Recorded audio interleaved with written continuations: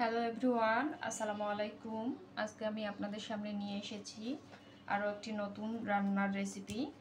এটা হচ্ছে আলুর ডাল দিয়ে ডিম। এটা আপনারা সবাই জানেন বা সবাই রান্না করতেও পারেন।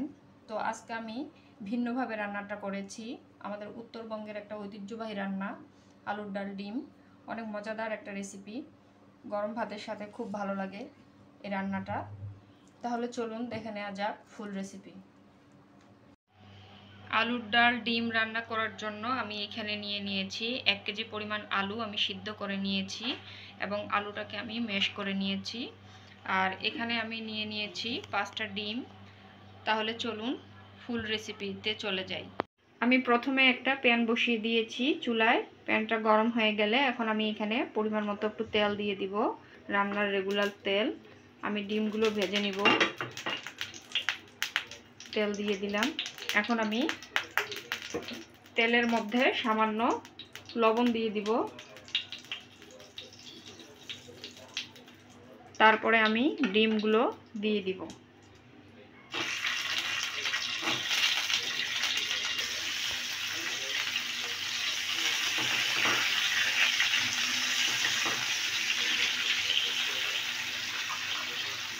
লবণটা আমি আগে দিয়ে দিলাম, কারণ অনেক সময় তেলটা এসে চোখে মুখে পড়ে। তো লবণটা তেলের মধ্যে দিলে আর চোখে মুখে পড়বে না, এ কারণে আমি আগে দিয়ে দিলাম। এখন আমি দিয়ে দিচ্ছি সামান্য পরিমাণে হলুদের গুঁড়া দিয়ে দিলাম। আমি এখন ডিমটাকে একটু ভেজে নিব লাল করে। ভাজা হয়ে গিয়েছে। এখন আমি ডিমগুলো তুলে নিব একটা একটা করে। ডিমগুলো তুলে নিচ্ছি।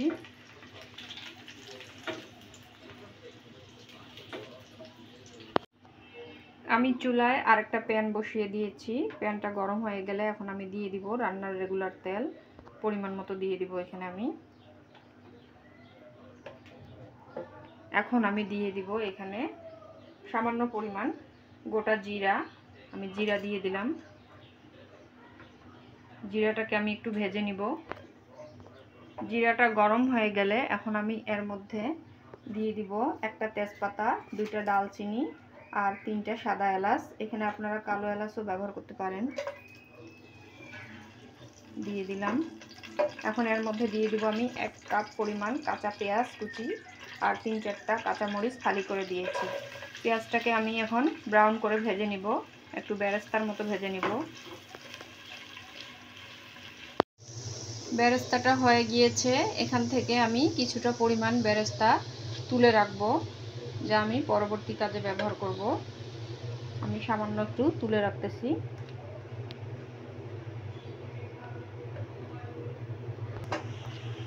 আমি পেঁয়াজে এখানে সামান্য পরিমাণ একটু পানি দিয়ে দিচ্ছি, যেন পেঁয়াজটা পুড়ে না যায়। কারণ এখানে আমি এখন গুঁড়া মশলা ব্যবহার করব এবং আদা রসুন দিয়ে দিব। এখন আমি এখানে দিয়ে দিচ্ছি 1 টেবিল চামচ পরিমাণ আদা ও রসুন বাটা। আমি একসঙ্গে ব্লেন্ড করে নিয়েছি। এখন আমি দিয়ে দিলাম। আমি কিছুক্ষণ একটু কষিয়ে নিব এভাবে, যেন কাঁচা গন্ধটা চলে যায়। আমি আদা রসুনটা একটু কষিয়ে নেওয়ার পর এখন আমি দিয়ে দিব এখানে পরিমাণ মতো লবণ। এখন আমি 1 টেবিল চামচ পরিমাণ লবণ দিয়ে দিলাম। আর দিয়ে দিব এখানে 1 টেবিল চামচ পরিমাণ হলুদের গুঁড়া। আর দিয়ে দিব হাফ টেবিল চামচ পরিমাণ লাল মরিচের গুঁড়া। ঝালটা বুঝে শুনে দিবেন আপনারা, কারণ এখানে কাঁচা মরিচ অলরেডি দেওয়া আছে। আমি হাফ চামচ দিয়ে দিলাম।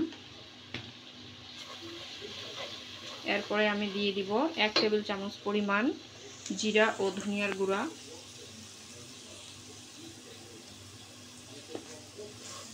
তারপর আমি দিয়ে দিব হাফ টেবিল চামচ পরিমাণ গরম মশলার গুঁড়া।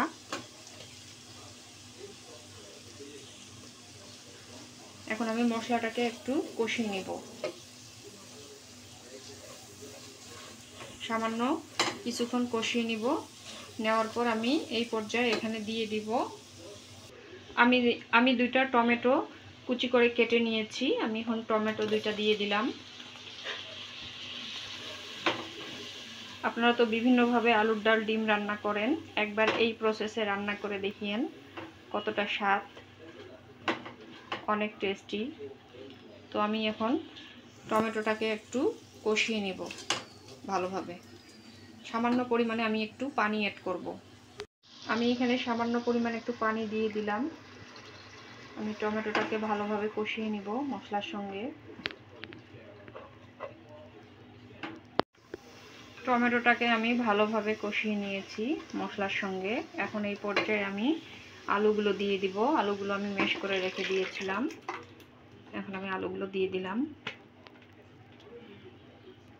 এই পর্যায়ে আমি আলুতে এখন পানি দিব না, আমি আলুটাকে একটু কষিয়ে নেব ভালোভাবে, যতক্ষণ পর্যন্ত না পানিটা শুকিয়ে যায় আমি এভাবে কষিয়ে নেব।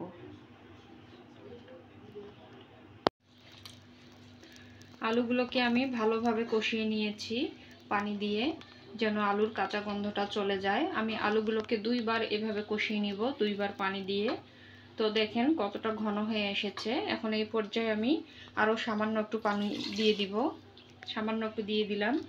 দিয়ে আমি আবারও একটু কষিয়ে নিব যতক্ষণ না ঘন হয়।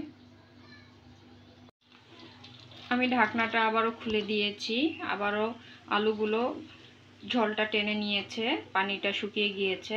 এখন আমি একেবারে পানি দিয়ে দিব গ্রেভির জন্য। আমি এখন পরিমাণ মতো পানি দিয়ে দিচ্ছি, দিয়ে আমি ঢাকনা দিয়ে ঢেকে দিব যতক্ষণ পর্যন্ত না বলক চলে আসে। আর লবণটা অবশ্যই আপনারা এই পর্যায়ে চেক করে নেবেন, কারণ আলুর ডালে একটু লবণ বেশি পরিমাণে লাগে। তো আমি এখন ঢাকনা দিয়ে ঢেকে দেব। আমি ঢাকনাটা আবারও খুলে দিচ্ছি। এই পর্যায়ে আলুগুলো বলক চলে এসেছে। এখন আমি দিয়ে দিব এখানে ডিমগুলো। আমি ডিমগুলো যে ভেজে রেখেছিলাম ডিমগুলো দিয়ে দিলাম। তারপরে আমি এখানে দিব ভাজা জিরার গুঁড়া, আমি এখানে 1 চামচ পরিমাণ দিয়ে দিচ্ছি। তারপরে আমি এখানে দিয়ে দিব কয়েকটা আস্ত কাঁচামরিচ, 5-6টা কাঁচামরিচ, ফ্লেভারটা ভালো আসার জন্য। আমি এখন এই পর্যায়ে আবারও ঢাকনা দিয়ে ঢেকে দিব। আমি আলুর ডালটা মাঝে মধ্যে একটু নেড়ে দিয়েছি ঢাকনা খুলে। এখন এই পর্যায়ে আমি দিয়ে দিব আমি যে ভাজা পেঁয়াজটা তুলে রেখেছিলাম বেরেস্তা, সেই বেরেস্তাটা আমি দিয়ে দিব। আর দিয়ে দিব এখানে সামান্য পরিমাণে ধনিয়া পাতা।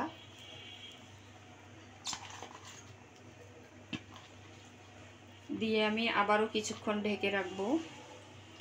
আলুর ডালটা প্রায় হয়ে এসেছে, আমি এখন প্রায় 10 মিনিটের মতো ঢাকনা দিয়ে ঢেকে রাখবো।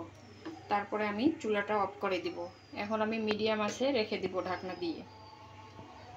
আমি 10 মিনিট পর ঢাকনাটা খুলে দিয়েছি। এই পর্যায়ে আমার আলুর ডালটা হয়ে গিয়েছে। আমি আর বেশি ঘন করব না, ঠান্ডা হয়ে গেলে আরও ঘন হয়ে যাবে।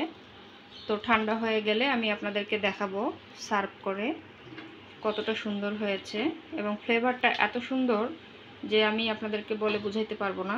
খুবই সুন্দর একটা ফ্লেভার। আমি আলুর ডালটা চুলা থেকে নামিয়ে নিয়ে এসেছি, এখন আপনাদেরকে সার্ভ করে দেখাবো। দেখেন কতটা সুন্দর হয়েছে, অনেক সুন্দর। আপনারা অবশ্যই একবার হলেও এভাবে রান্না করার চেষ্টা করবেন এবং কমেন্টে জানাবেন কেমন হয়েছে। আর রেসিপিটি যদি ভালো লেগে থাকে তাহলে অবশ্যই লাইক, কমেন্ট, শেয়ার এবং সাবস্ক্রাইব করতে ভুলবেন না।